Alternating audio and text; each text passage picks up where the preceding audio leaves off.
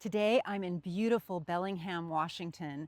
I came here today to visit a couple of friends of mine, and I figured since I was already coming, I might as well come in early and leave late and get some sketching done before and after my visit.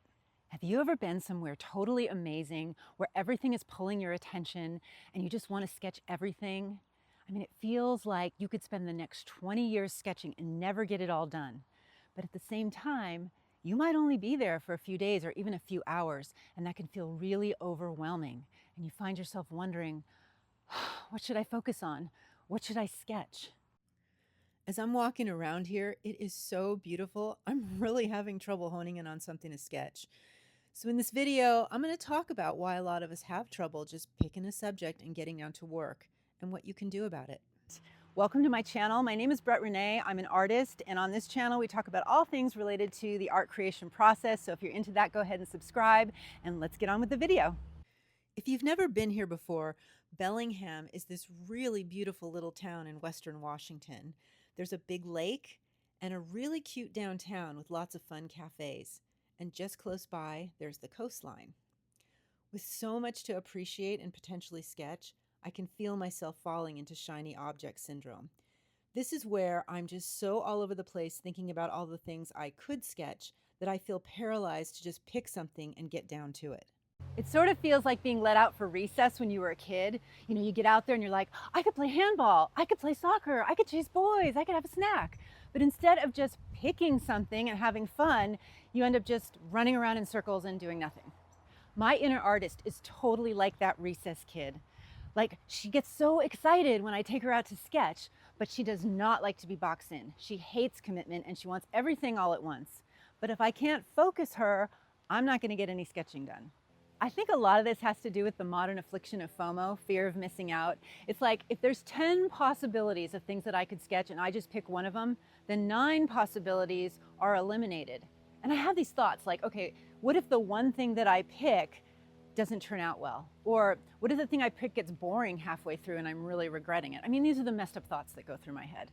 I have learned over the years that there are no bad choices. I mean, if I do a sketch and it comes out bad, well, maybe I've learned something about line work or color. And if I do one and it gets boring halfway through, well, then I've discovered a subject that I'm not interested in, so then I can discover subjects that I am interested in. I mean, nothing is wasted. There's hidden gems in everything. Even knowing all that does not mean I don't fall victim to shiny object syndrome. One of the things I've learned over the years is that I have to play little tricks on myself in order to get myself to just choose something, settle down, and get to work on it.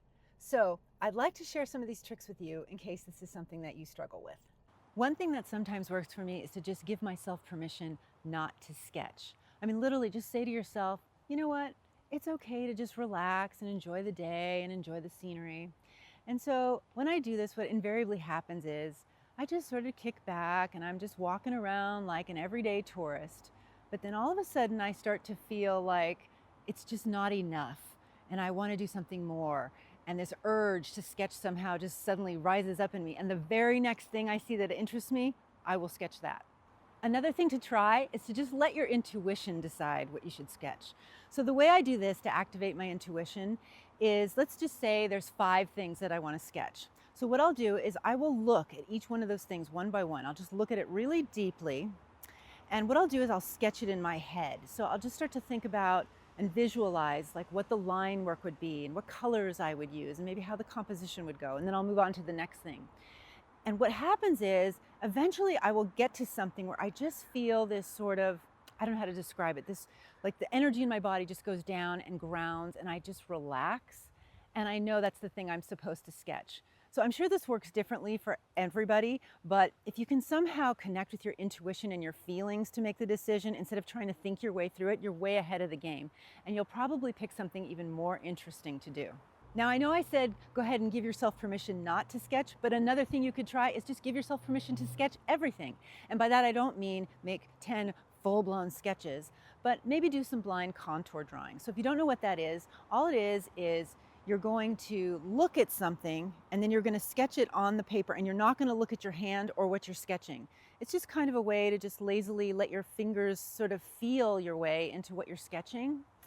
And what happens with this is sometimes you just get these big scribbly mumbo jumbos, and that's okay, but sometimes you also get some very accurate sort of representations, but what's interesting is the line work is very authentic. And so these drawings might just inspire you and help you choose something that you really, really want to do. If those three tricks don't work, then often I'll make a decision based on where I can make myself the most comfortable. If drawing the thing over there means I have to stand in direct sunlight, that's out. If sketching the thing over there means standing on a busy sidewalk with people shoving past me, that's out. But if I can find somewhere quiet in the shade with a great view, then suddenly sketching that is much more appealing than everything else. When I got into town, I headed over to the lake because I really wanted to go there in the morning. I found a nice spot on a hiking trail and sketched this. I picked it by first sketching several things in my head, and when I was mentally sketching the tree line, I felt myself relax. After I saw my friends, I headed downtown and sketched this while sitting on a rock across the street.